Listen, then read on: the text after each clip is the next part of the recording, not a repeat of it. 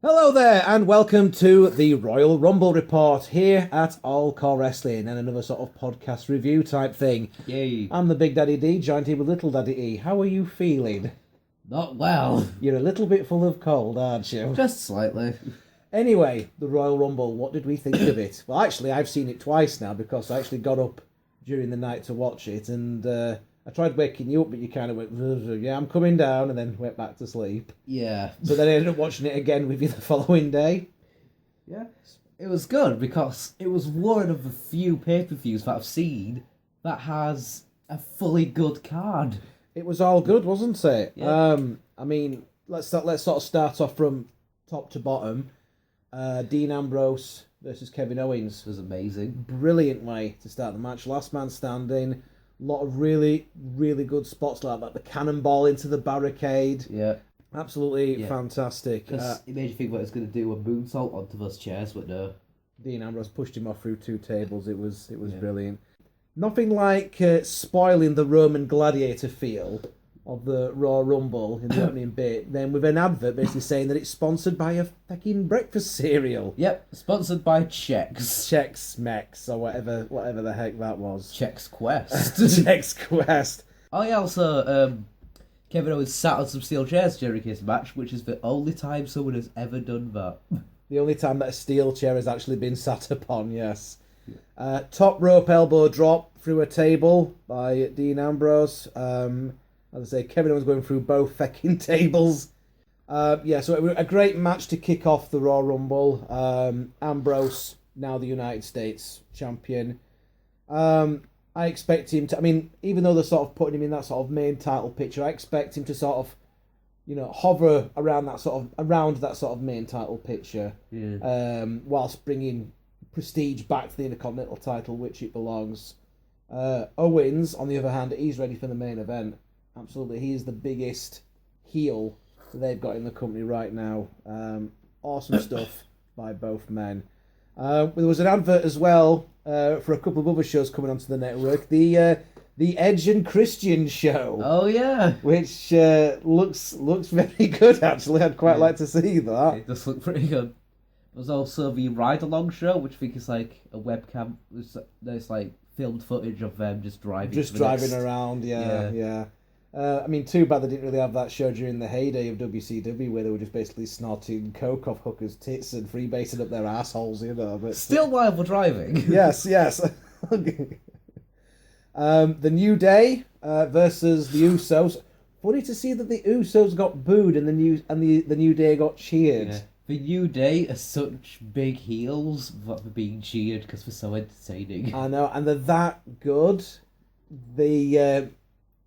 No one else sort of really comes close in sort of touching them in terms of pure entertainment. We had Francesca too. The musical. Because brother has needs. Oh yeah, that's funny. Yeah. I think just kind of make it seem like he really likes his trombones. And lots of gyrating and bottom wiggling from Big E and Kofi. Which, from Big E especially, is something I never wanted to see. Great match between those two teams. Really enjoyed that.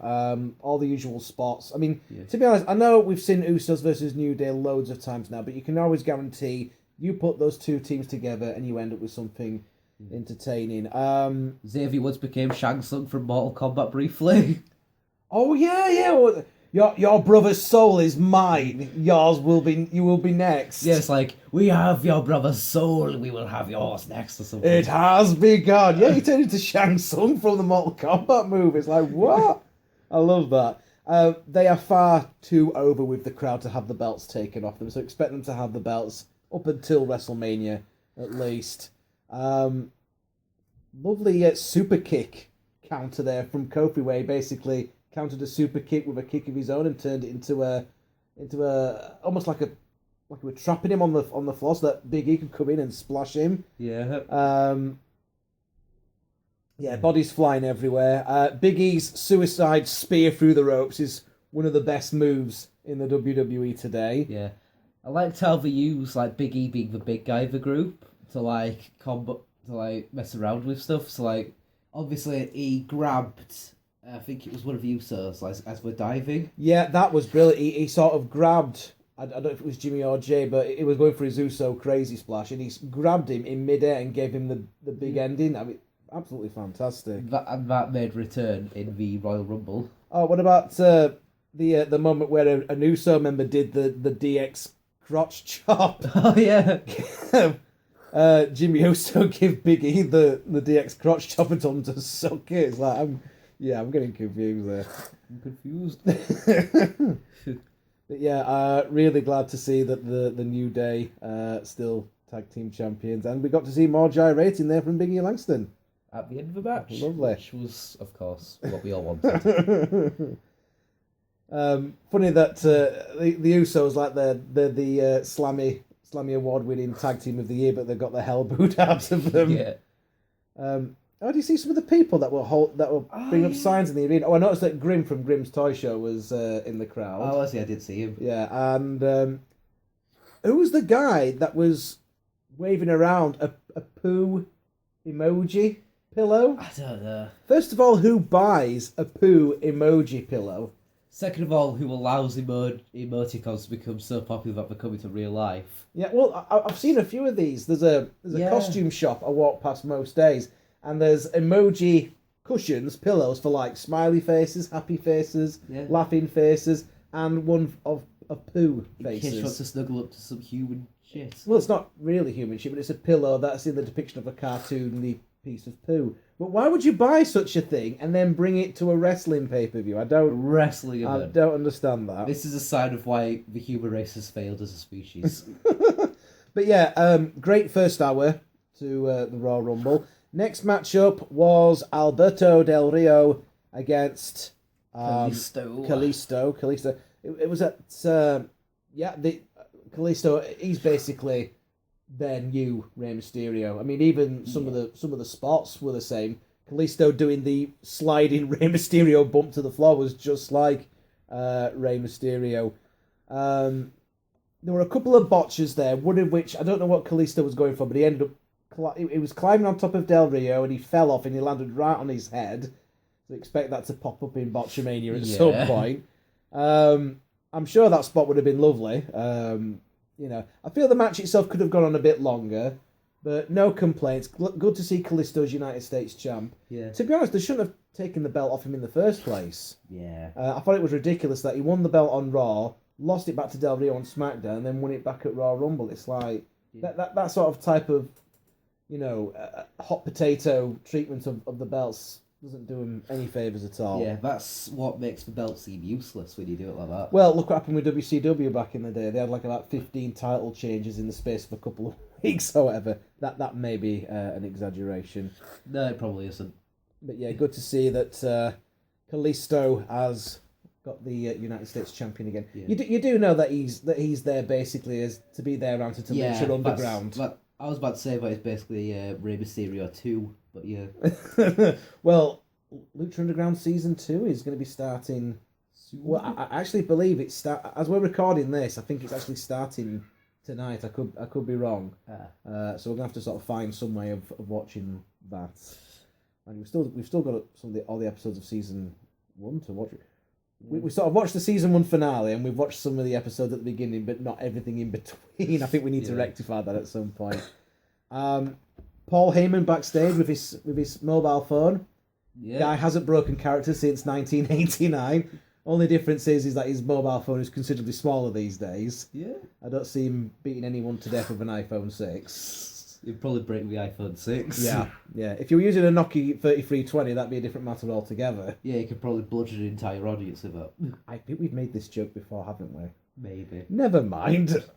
I actually know this one friend, he got like a Nokia ages ago. I can't remember, I think it was like really cheap. I think it was like £8 or something. Anyway, he threw it on the wheels of a car, like his dad's car or something, and it didn't break. Wow. Advert for Fastlane. Good to see that Eva Marie's finally there's finally something that she can do right. Actually do. Waving a flag. Let's hope that's the only involvement in the pay-per-view she has. Yeah. She can only wave a flag and nothing else. We got shown footage of the pre-show. Dudley Boys versus Ascension versus the two completely random and thrown together tag teams of Mark Henry and Jack Swagger. Which doesn't make that much sense anyway. And Darren Young and Damien Sandow. Now, don't get me wrong, I'm glad to see Damien Sandow on a pay-per-view for the first time in ages, but why has he been thrown together with Darren Young? And last time I checked, wasn't Darren Young and Titus O'Neil meant to be back together again? Yeah, I feel like split up again, because like Titus O'Neil was in the Royal Rumble, but Darren Young didn't come out with him. No.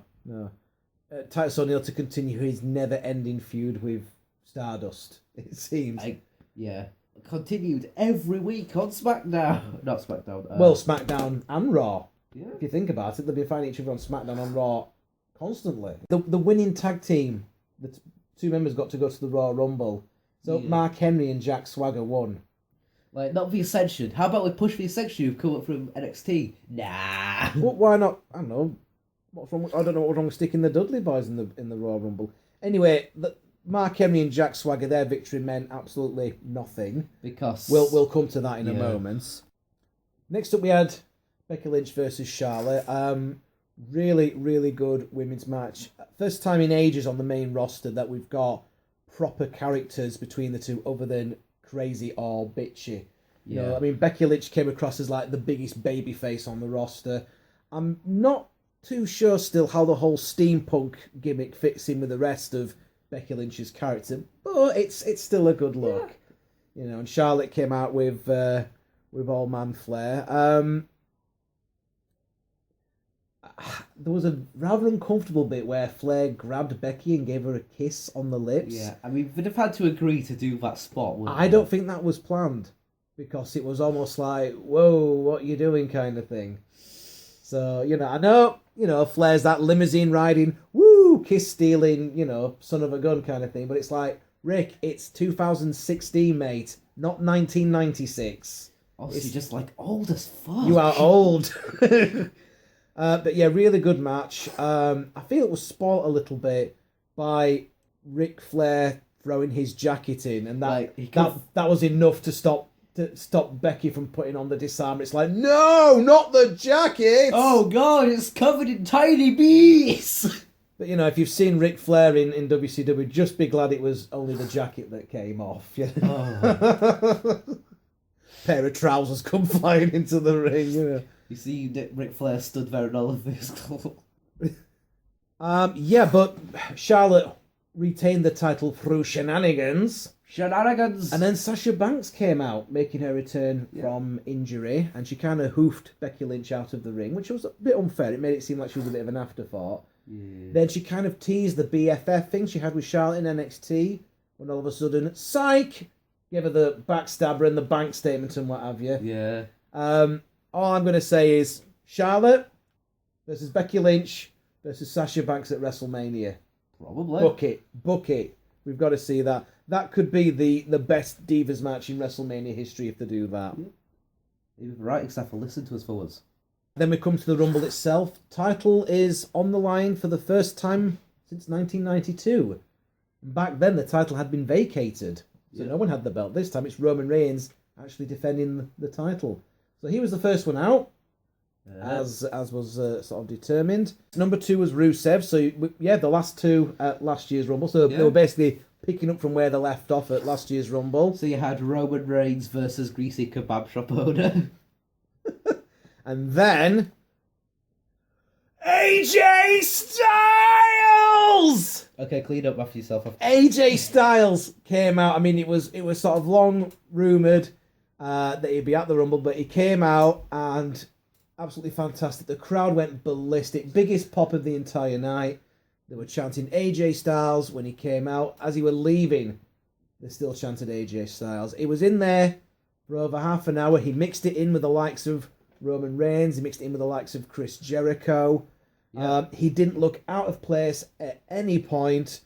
He basically confirmed what we've known for the last decade and a half. Anyone who's watched wrestling other than WWE is that AJ Styles is the best pound-for-pound wrestler.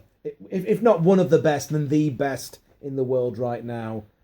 I love the theme. I'm not too sure what the theme is. I believe it's a theme that they're going to have to pay royalties on, even if it is a remix of the theme. But the fact that WWE is sort of willing to go with that, they're willing to sort of have a theme that's copyrighted. Proves that that they're well on board with AJ Styles. His T-shirt that came out already sold out.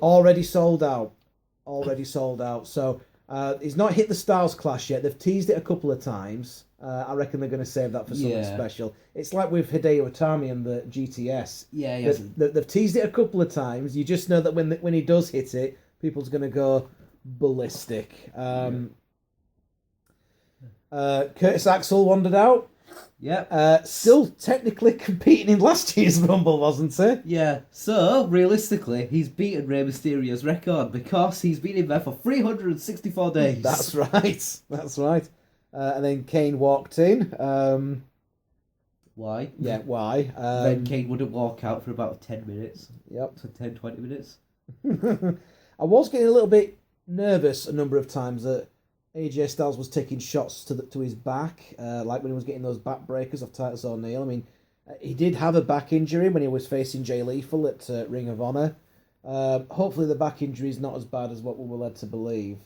At the end of the day, he's 38 years old, is AJ Styles. He's got a few good years left in him. He's got a few good matches left in him, but the fact that he had this back injury going into New Japan Pro Wrestling's Wrestle Kingdom 10 not too long ago, it just got me a little nervous. That's all, but he seemed to be fine. Kofi's rescued himself from an elimination this year. That's always been a Rumble highlight. This year he protected himself from being eliminated by getting on top of Big E Langston's shoulders. I would have liked it even more if it had combined with Xavier Woods and Francesca to form Voltron. It's a new Voltron. Yes, it is. With a unicorn horn at the end. Yeah, the sick Kofi unicorn. And now if you needed any more proof that Roman Reigns was being booked just like Stone Cold Steve Austin, they did the spot where Vince McMahon's thugs attacked Roman Reigns and took him out of the Rumble, just like the Corporation did with Stone Cold at Royal Rumble 99. Jesus Christ. Meanwhile, in Vince McMahon's office... Yep. Hey, I've got an idea. What? How about we book Roman exactly the same as we booked Stone Cold? No, we can't do that. It'll work. And it's like, you dragged him under the bottom rope. You didn't grab him and throw him over the top rope, It's like he's still in the match, To make it worse as well, when Kofi did get eliminated, we didn't see it because all the cameras were busy focusing on the extended episode of Casualty that was going over in the far corner while he was being taken away on the stretcher. So we missed Kofi being eliminated. Braun Strowman came out. He took out Big Show and Kane. Yeah. How huge is that guy? I mean, he stood up next to Kane and Big Show. It's like, Jesus, It's massive. He's absolutely huge. Yeah. He's also not useless like the Great Khali. Again, some more good pairings up with AJ. I did like the sort of pairing up with him against Neville. I would love to see AJ Styles versus Adrian Neville. Mm-hmm. That would be fantastic. And then Owens came out. Kevin Owens came out. Gave Styles a super kick. He was the one that threw Styles out of the Rumble. Yeah. What I did like is that he actually shouted in his face, "Welcome to WWE," before he threw him out. Yep. Now, Owens, he is literally the only guy that would have gotten away with eliminating Styles. Yeah. If anyone else had eliminated Styles from the Rumble, people would have gone ape shit. But because it was Kevin Owens, got away with it. What if it was a botch when Ryback was trying to eliminate AJ Styles and they accidentally got sent out? Yeah. Oh, people would go ballistic for kill Ryback. But again, Owens versus Styles. I like the sound of that. What you'll notice a few times is that, a lot of people's favourites were eliminated from the Rumble, but it made sense from a logical storyline point of view. I mean, you've got to think that Owens eliminating Styles should lead to Owens versus Styles possibly at WrestleMania. Maybe. And then, to make it even better, something that I predicted was going to happen, and I was so glad that it did, Sami Zayn came out. Hey. Sami Zayn came out and eliminated Owens. And you had to clean up for the second time that night. Rekindling their feud from NXT. Yeah. Possible we could see Owens versus Zayn at WrestleMania. Yeah. Or why not even put all three of them together? Owens versus Zayn versus AJ Styles. It's just take my money. Take my money now. If it wasn't for the fact that we've already got the WWE Network, I'd be saying, just take my money now. I liked how as soon as Sami Zayn's music started playing, Owens just turned around and was like, oh god, no. Yeah, his reaction was absolutely spotless. I mean, give props to both Owens and Ambrose. They were in that hellacious last man standing match at the start of the pay-per-view, and they still came into the Rumble and made a big impact there as well. You had all three members of the Whites in there. They were all sort of teaming up. They got shut of Mark Henry in record time. Mark Henry came out and was chucked out pretty much straight away. Same thing happened with Swagger when he came out. I think Swagger and Henry were in there for almost a grand total of like 2 minutes. So, they won a match to be there. So what was the point? And then Brock Lesnar came out and he basically destroyed everyone. Hit German suplexes on everyone. The last time I saw that many Germans, it was at Oktoberfest. Eliminated all three members of the Wyatt family. So now Bray was thinking, you have to make do without his family members. But it was like, nope. But then you see, when Bray did come out, he summoned his family to get back in the ring and attack Brock. Who'd just been laying on the outside the entire time. Because you can only beat Brock Lesnar with cheat codes on. That's it, they had the cheat code enabled. He had the action replay cart stuck up his arse, and he didn't put the cheat code. Oh, surely his beard. So he like pulls out, he's like rubs his beard and like a game genie comes out. A game genie comes out of his beard. So yeah, Brock is eliminated by the Wyatt family, officially making Bray perhaps the most smartest man in Royal Rumble history by taking advantage of the no DQ rules, basically sort of saying, right, you lot, get back in ring and help me chuck Brock Lesnar out. Because nobody's ever done that before for some reason. And then when Sheamus was making his entrance at number 29, Roman Reigns came back and decked him with a Superman punch. Now, if WWE were expecting the crowd to cheer Roman Reigns upon his return, they failed because he were getting a few boos during the match, but when he came back, the boos were just absolutely deafening. Because it's like, they brought him out, but everyone knew, he got took out on the stretcher and he went under the bottom rope. But obviously building up to him coming back at the end of the match. So yeah, everyone knew he was coming back, and he came back right at the end. So he had a nice long rest. It's not as if he was in the Rumble all the way through. You see him punked it in the back room. And then Triple H comes out last, number 30, which I did pretty much call. I sort of called, right, he's only there to take out Roman Reigns. He's there to make sure that anyone but Roman Reigns is the champion. I didn't think that he would actually win the Rumble and the title, but I was wrong. I was wrong. And what I'm quite interested to hear now, the last two in the ring were meant to be Reigns and Triple H, but because of the amount of booing that Roman Reigns got, they changed it on the fly, and they basically had it where it would be Ambrose and Triple H last. Seriously? Seriously. Wow. Seriously. Was that probably what we're telling Reigns backstage? I think like that was going on, or maybe they told Triple H backstage. Maybe Vince made possibly, or Vince made the call to the referee in the ring. Yeah, I think we must have just like told Triple H backstage while he was beating the crap out of Roman. Just told him. So Triple H wins the title. I don't have a complaint with that, to be honest. I mean, it means that he's like literally the biggest bad guy in the company. It now means that Roman and Brock are the hunters rather than the hunted. They're coming for that title. It's going to be Reigns versus Ambrose versus Lesnar at Fastlane, which makes that pay-per-view is actually going to be worth seeing. Wait, what? I have no complaints about the Royal Rumble this year. I think if Roman Reigns had have won it, you would have had a repeat of what happened in the last 2 years, where the winner would have been booed to absolute. Like Batista wins. No, Reigns wins. No. But the Royal Rumble is back to being awesome again. There's no way you could have had Roman winning. In conclusion, very happy with this year's Royal Rumble. And as I say, a lot of people's favourites did get eliminated, but it does set up a lot of matches. You know, Ambrose versus Jericho. Yep. I'd be quite happy to see that. Lesnar versus Wyatt. I'd be happy to see that. I do think Reigns versus Triple H would be a good match without the title being involved. I mean, I do think that Reigns is going to win over Lesnar and Ambrose. Yeah. I mean, but once at Fastlane. But once Reigns a big star, and yeah, he's a good wrestler. I like him, but Unless, I mean, they seem to put Ambrose in that sort of big spot at the end. yeah, Are they going to have it at Fastlane when maybe Reigns turns heel? I don't know. It's certainly intriguing. And I certainly would be intrigued I'd love to see, as I mentioned, Kevin Owens against AJ Styles or against Sami Zayn at WrestleMania, or maybe all three of them in a three-way dance. I've forgotten, has Money in the Bank been cashed in yet this year? They've not had Money in the Bank yet. I don't know that shit. I mean, last year.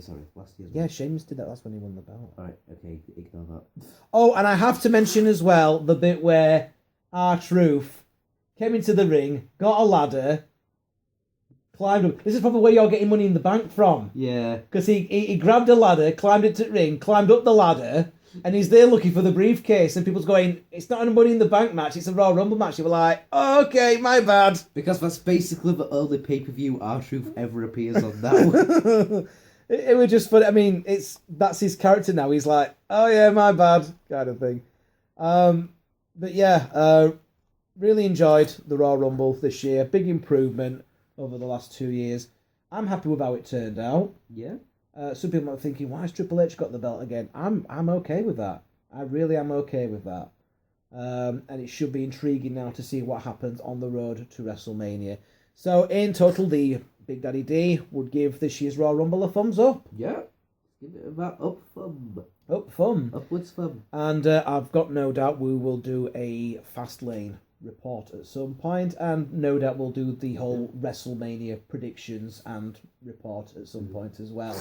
But be sure to join us for our next podcast type thing, where we'll be taking a retrospective look at SummerSlam 89. Hooray! We finally get round to doing that. But until then, this is the Big Daddy D. And this is a And we're signing off.